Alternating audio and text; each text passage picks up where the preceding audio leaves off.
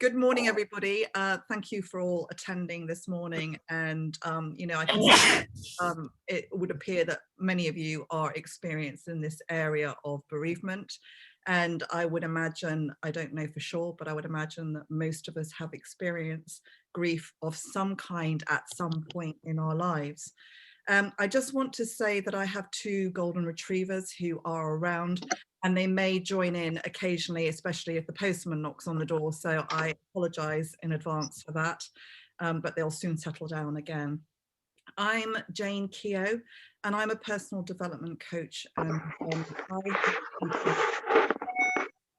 I help people manage emotional trauma, specializing in stress and anxiety, PTSD, and I actually teach people how to retrain their minds to have a different way of thinking so that they can basically live their lives more fully and in a happier manner as well.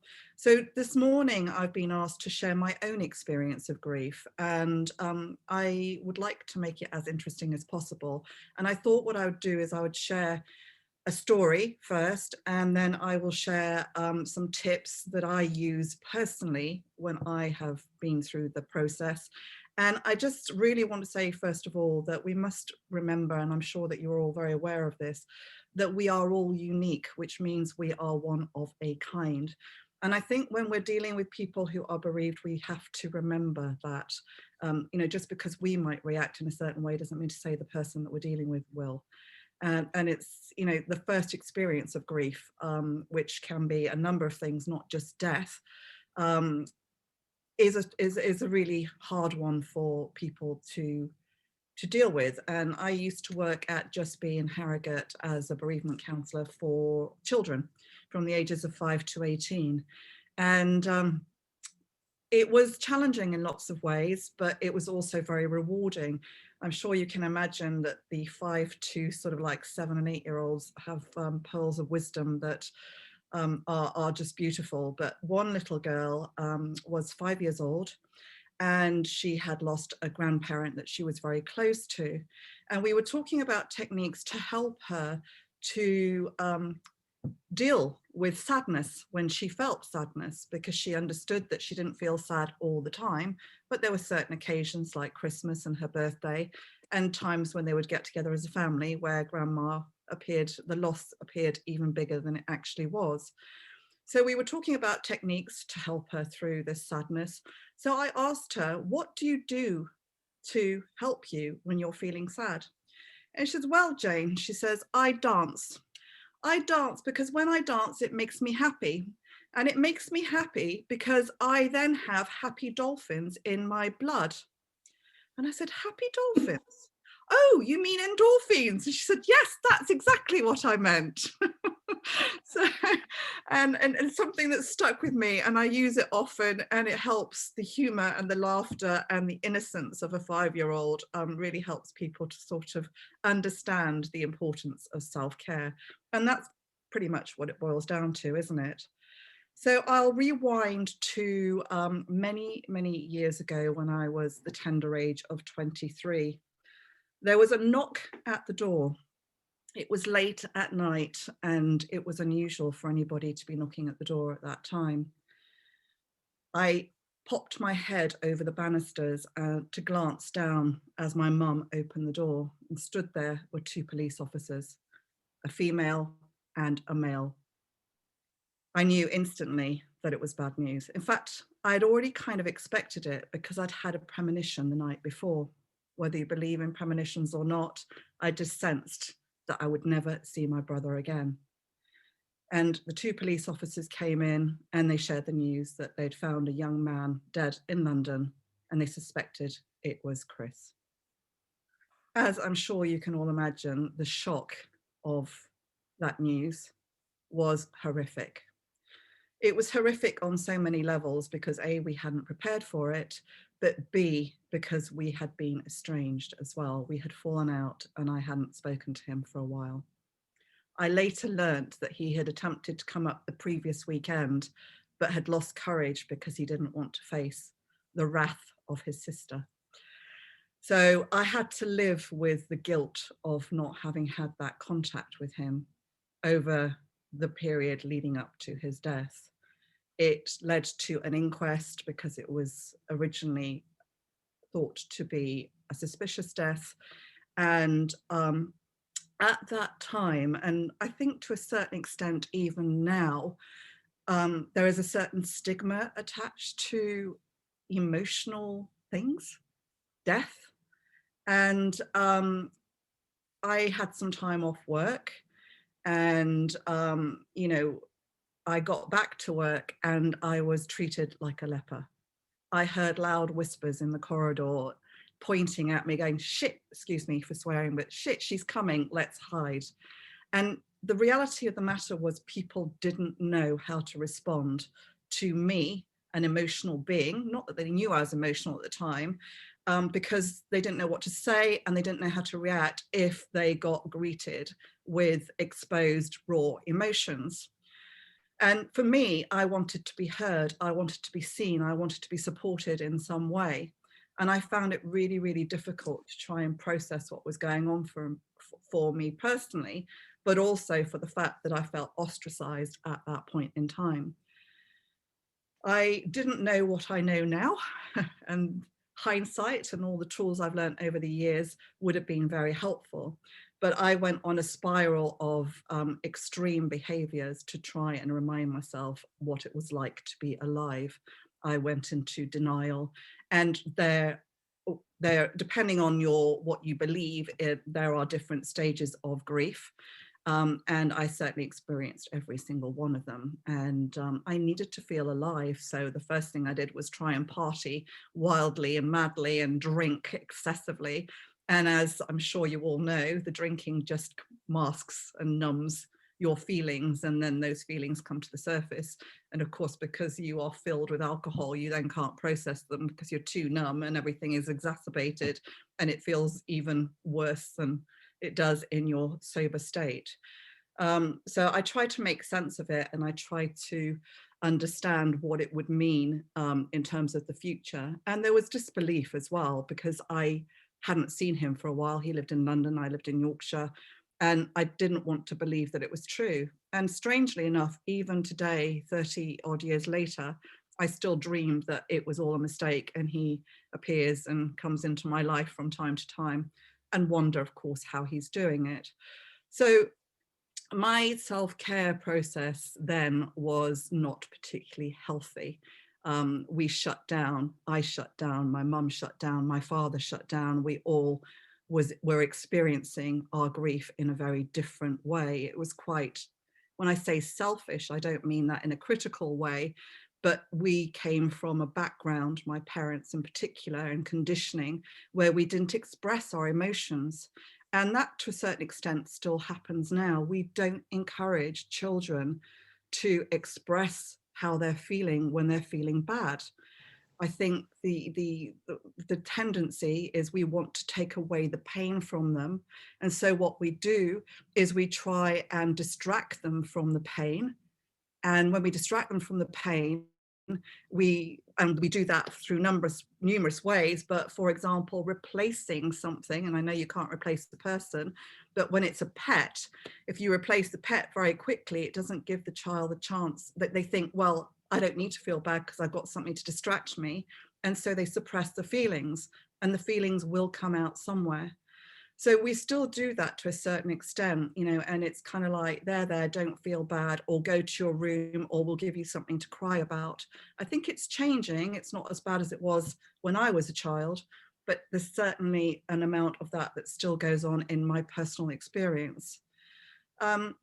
So I think it's really, really important to understand, in my personal experience, that we can't be 100% positive all of the time. And there is a degree of pressure out there for us to have a positive mindset.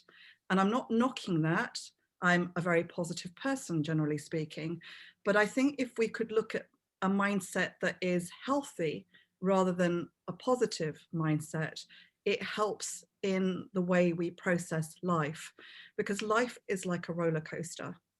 We have ups and downs, and I think acknowledging the bad as well as the good is really, really, really important. It's about learning how to feel what we need to feel. Because if we don't, then the body suppresses the emotion and the emotion gets trapped, and it will come out somehow, probably when we least expect it or want it to.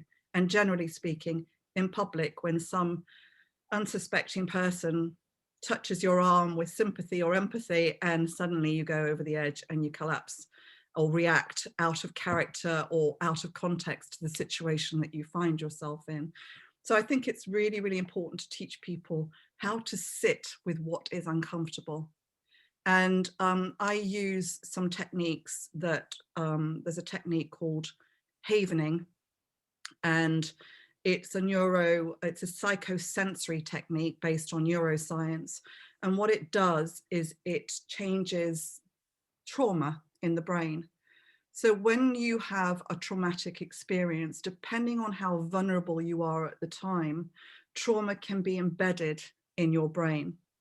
And what happens is the neuron in the brain develops AMP receptors. So if the neuron, say, was this nice, well, I know it's my fist and it's not round, but if you could imagine that this is a neuron, okay, and it's normal shape. When trauma is embedded, what happens is the neuron changes through a chemical reaction and it grows these AMP receptors. So these are the AMP receptors for, I'm trying to describe it on a video. And so every time you find yourself reminded of an incident, the trauma will trigger. And what then happens is your body responds in the fight and flight mode. So it's fight, flight, defensive rage, or freeze. And so you then react and continue to react. So if someone has had a bereavement and it has been traumatic, like in the case, I mean, most bereavements are traumatic, but when someone has been ill for a while, you almost prepare yourself for the inevitable. So you have a little bit of preparation time. But in the case of my brother, a trauma was embedded. It was the shock. It was the sudden death syndrome where we had no preparation for it.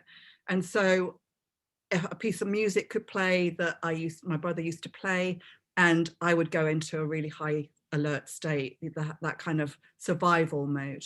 And it wasn't until, even though I dealt with some of my feelings and emotions over the years, it wasn't until I came across havening that I managed to depotentiate, which is effectively de-link the trauma, so my brain stopped reacting like that. And what havening does is it involves touch, and it can be applied to self, or you can apply it to the client. And it basically changes the brain waves from high alert, so for high frequency brainwave, to a low frequency delta brainwave. And you then help the client by distracting them from the trauma to set the neuron back to the way it was prior to the trauma being embedded. So that is one of the tools that I use most effectively now, and it can be used in a number of different ways. One of them being that if you sense an emotion coming to the surface, because it doesn't take away the grief, it takes away the trauma, it doesn't take away the memories. That's not what we want to do. But what we want to do is we want to help the body process the emotion that, if it's not dealt with, gets trapped inside the body. And then as a result of that, it creates physical pain like backache, headaches, really chronic stomach, IBS type reactions, all sorts of things. Chiropractors, osteopaths, and physios often say and recognize that a lot of the work that they're dealing with, either muscular or skeletal, is attached to emotional trauma or emotions that are trapped in the body. And so what we can do is we can then identify the emotion that we're feeling at that moment when it's triggered, because it doesn't stop us feeling. So you might still have sadness, or you might still have anger, or you might still have frustration or denial, and all these sorts of things. But when you're feeling the sadness, say triggered by Stairway to Heaven, the song which my brother often played, then you can go, okay, what am I feeling? What's the main feeling that I'm feeling or emotion that I'm experiencing right now? And then you identify it. So say it was sadness, and then you say the word out loud. And what happens is when you're saying the word out loud, you then can hear the tonality and you can actually hear the sadness, feel the sadness. And eventually it will flatline a bit like a steam train running out of steam and go to neutral. And we can do a demo of this before we end the call, actually, because I think you might find it quite useful. We'll maybe use something like stress, because I think most of us might be experiencing that at some level due to third lockdown. So I'll do a little demo of that shortly. So that's one of the tools that I used, because last year in May, my mum sadly died. She went in for an operation and she had a massive stroke, and she died. She had been ill for a while. She had recovered from numerous illnesses. She was a cat with 9 lives, and we knew at some point she was going to go, but nothing prepared me for the loss of my mother, even though I thought I was emotionally and logically well, ready for it. How can you ever be ready for a death? I don't know. It's probably one of the most ridiculous things I could have possibly thought, but I knew she was going to go, and I knew it wasn't going to be long. But I suppose it's the relationship that I had with my mother. You know, whatever your relationship is, it's the person who gave you life. It's the person who's been there for your entire life. So I think depending on the loss as well, depends on the way you grieve it.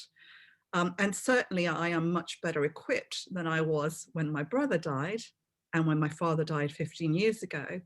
But with mum, it was that kind of realization that that steady presence had always been there, that safety net that we had.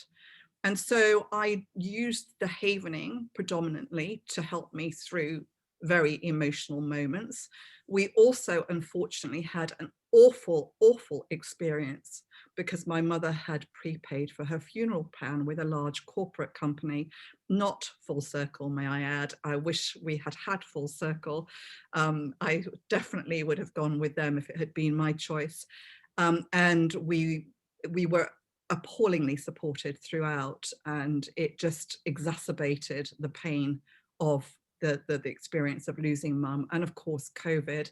And for any one of you who've lost someone during this period, you know, my heart goes out to you, because it's just made it even harder than it would have done in normal times.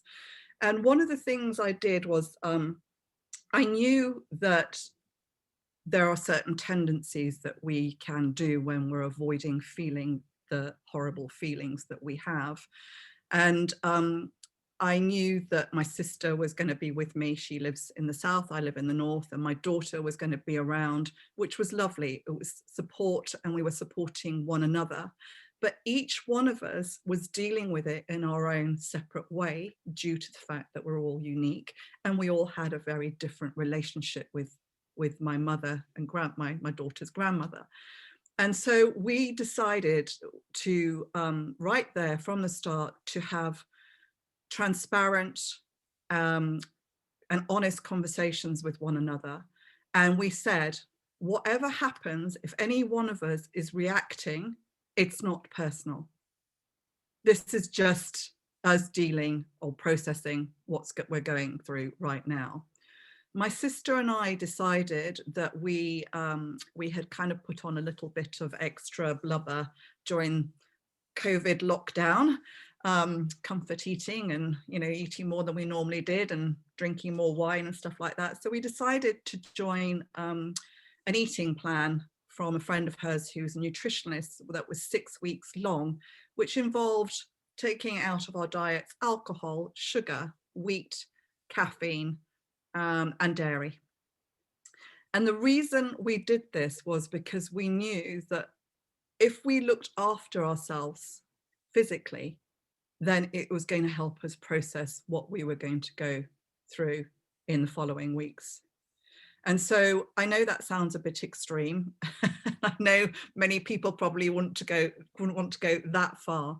But for us, it was probably one of the best things we could have done, because it whilst the emotions were incredibly raw, and I did a number of videos around that time around how to support someone who is grieving, and what is grief, and what does grief look like, and what can you say to someone who's grieving. And I can hear the emotion now, because it was all here. It was like I was constricted in my throat. So it forced me to stop and listen to the signals my body was giving me. So my body, your bodies are like barometers. They tell you when you're sick, but they also tell you when you are feeling emotional, or when there's something emotional that you need to address. It gives you little signs, but we typically ignore them. And so what I did was I checked in, and every time I noticed something and it felt overwhelming, I sat with it, and I allowed myself to not wallow, but I now allowed myself to feel into it. And I know I've already talked about how emotions can be trapped in the body, but also emotions can, sorry, I've just lost my thread. So emotions can get trapped in the body. They can show up as a sensation. So sometimes you feel a certain way, but you can't say, oh, I'm angry, or, oh, I'm feeling sad, or I'm feeling frustrated, or I'm feeling this. Sometimes you feel this heaviness, like a knot in your stomach, and it feels really, really big.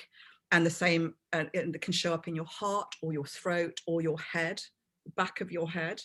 And it's in those cases, rather than identify the emotion or feeling because you can't, what I suggest you do is you literally bring your attention from inward to the sensation that's being held in your stomach, or throat, or heart. And you literally imagine that you either shrink yourself down into a mini version of yourself, and you go inside to near where that sensation is, and you get curious about it, like a child would get curious about it. So I imagine that I'm sitting on a fence initially, especially if it's a big sensation. So I'm sat swinging my legs, and I'm a little bit like a child, but I'm curious, and I'm wondering what this sensation is. And it can show up in a number of ways. So sometimes for me, it's circular, and it's got color, and it might be more intense towards the middle. And I literally just sit and watch it. So I'm just observing what's going on inside of me. I'm paying it attention, a bit like you'd pay attention to a child or a puppy that keeps on coming back to you and asking you why, or a puppy bringing you the same toy because it wants you to throw it for it. You pay attention to what's being held there. And as you continue to watch it without attaching any meaning to it, you basically will start to notice that it starts to change in some way. And typically it can either stay the same, it can grow in size initially, and then what starts to happen, it will start to dissolve.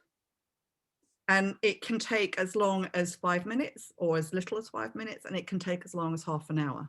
So it requires patience. And what you do is you continue to watch it until it releases.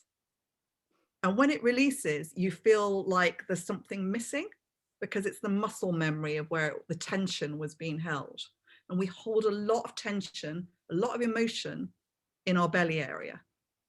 And what happens, you'll notice, is when it's gone, your tummy will start gurgling, because suddenly all the tension from that area has disappeared, because you've acknowledged, and you've allowed, and you felt the sensation of what was being held there by your body.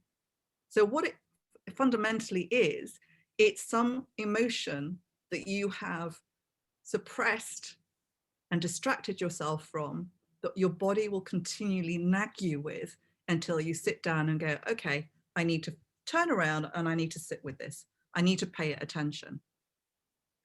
Now, the other thing that I think is really important when you're self-caring through bereavement is to be aware of your thoughts. And I'm not saying that you stop your thoughts, because that's not possible. Your thoughts just come and they go. But in some cases, we pay attention to thoughts. We pluck a thought that appears in our head, and we turn it into a story. And then we feed it into a drama, and then the drama becomes a storm, and then the storm can become a catastrophe. So for whatever reason, we have this tendency of doing that. So it's learning how to let go of thoughts and turn them into stories that then become unhelpful. Because what happens then is we just keep on feeding energy to the feelings we already have and emotions we already have, and we exacerbate them and we make them worse. So I don't know at this point if anybody has any questions, because I know that that's kind of an unusual concept, but it's really, really important to be mindful of our thought processes and to be aware of what's going on and how we can get from feeling okay to feeling absolutely shocking by just going down that rabbit warren and void of dark, emotional, intense feelings. Does anybody have any questions at this point?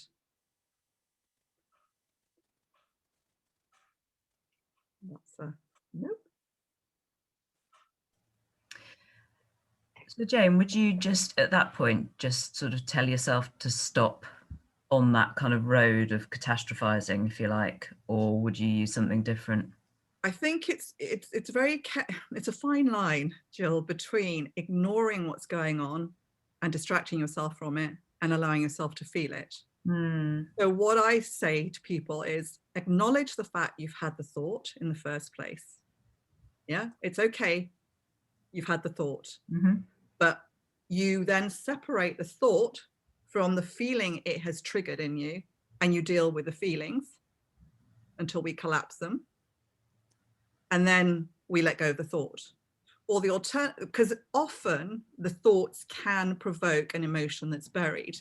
And the problem is when we don't feel what we need to feel, we then can become ill, because constant suppression creates a lot of stress on the body, a lot of the unhelpful chemical hormones, and adrenaline, and we can become seriously ill. It can lead to high blood pressure, heart attacks, and stroke, and worst case scenario.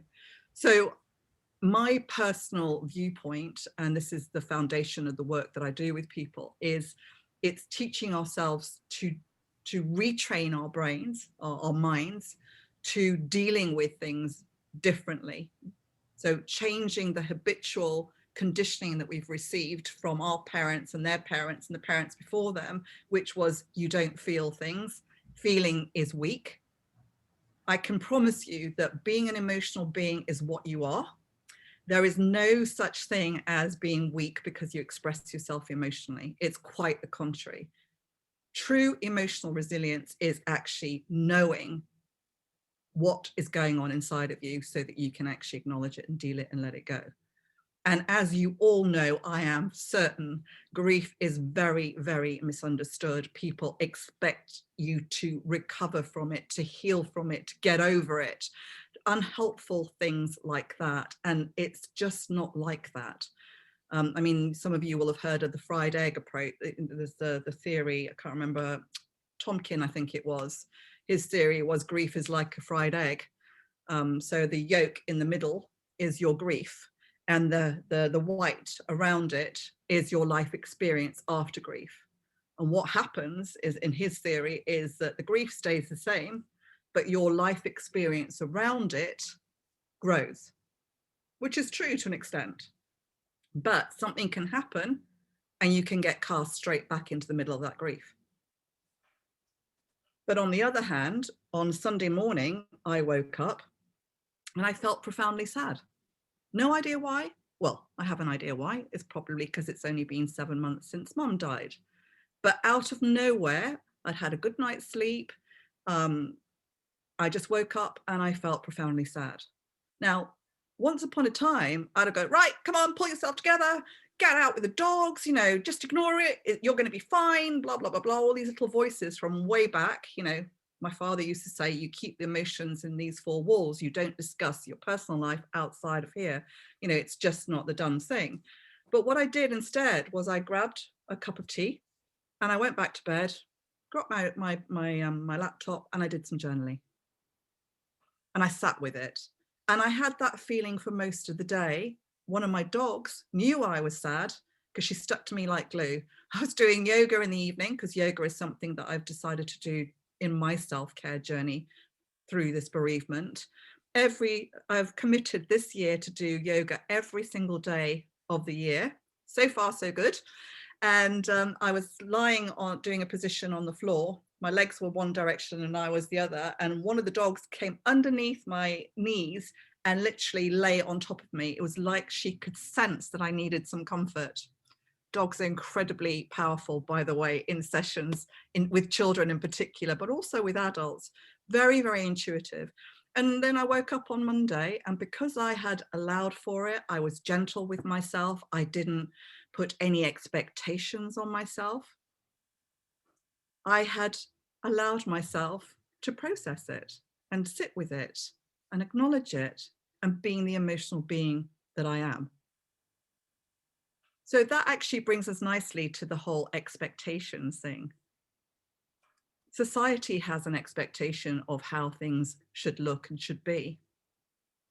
But, you know, the reality of the matter is, if we manage those expectations, then we can avoid ourselves a lot of grief and a lot of pain and a lot of emotional stuff.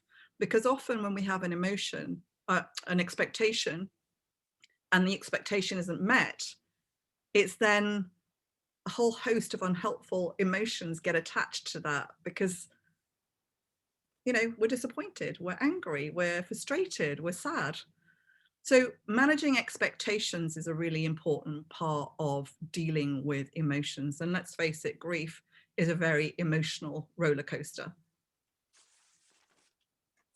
So I wonder whether it might be an idea to show you a little bit of havening. I don't know if anybody would like to do that. Yeah, okay. So I was just wanting to share a little bit of my story in terms of what I have done differently in my grief process. Clearly, I'm not through it, and I don't think I'll ever recover from the loss of my mum.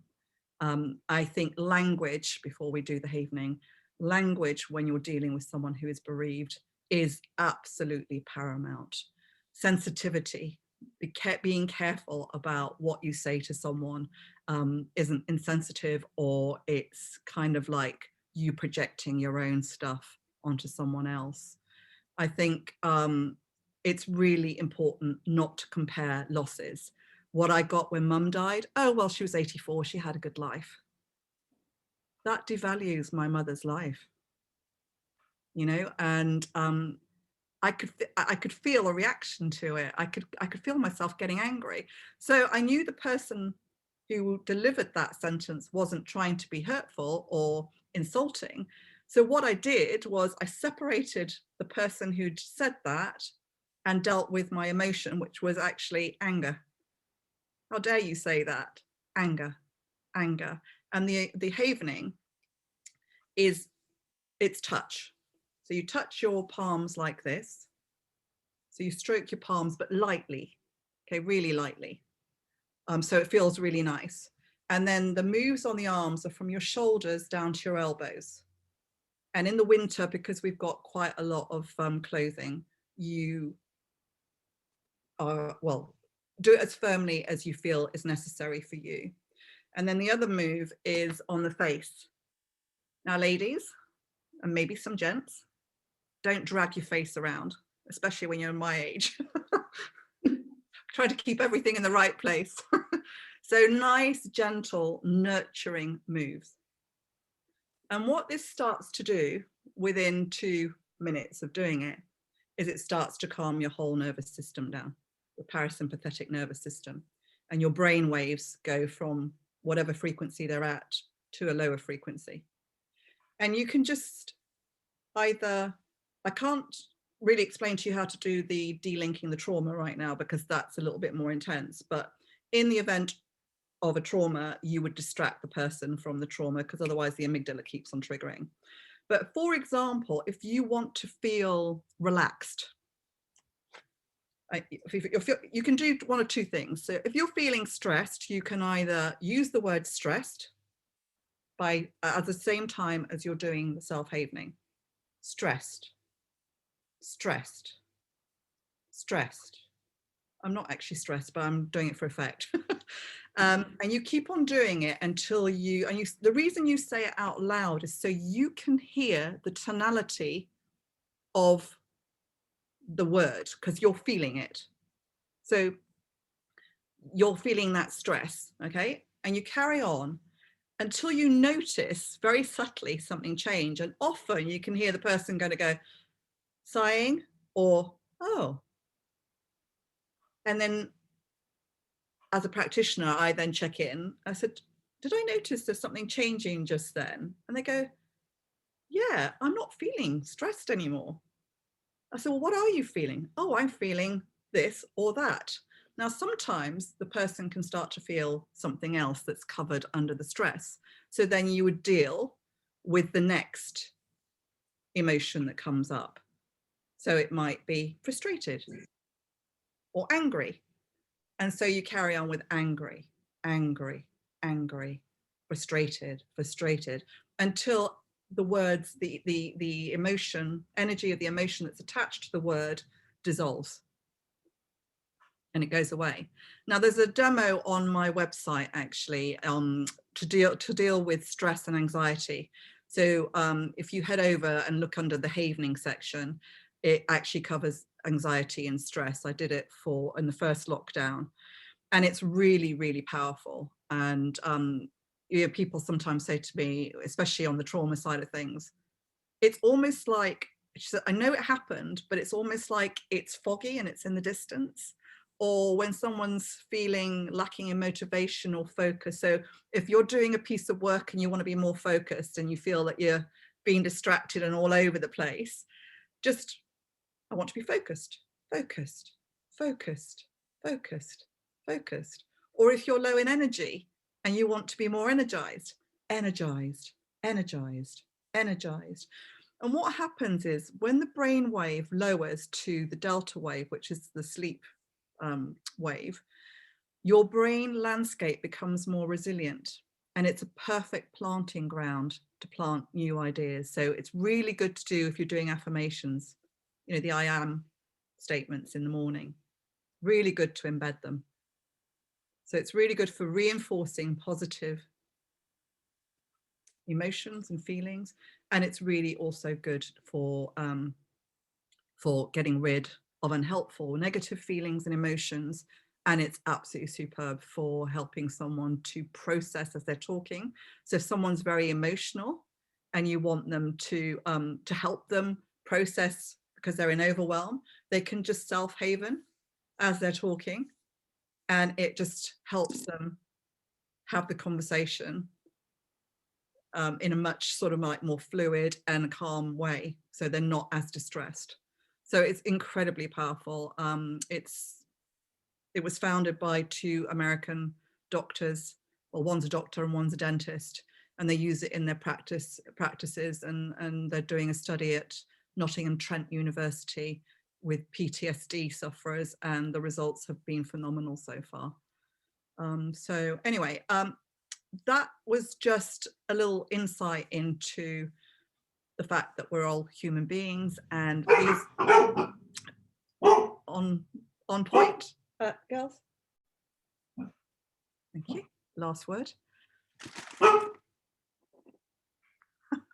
Anyway, so just that's how I have managed to, or I'm managing my grief this time round, is by being aware, is developing my mindset to be healthy, by acknowledging everything that's been going on for me, by dealing with it there and then, by not ignoring it and distracting myself from it, and to basically share experiences and help other people to deal with their emotional stuff, especially in the current circumstances, which I think are challenging for most of us in some way or shape or form. So if anybody's got any questions or anybody would like to contact me afterwards to have a chat, I'm very happy to do that. And I hope you found it useful and that some of it made sense at least.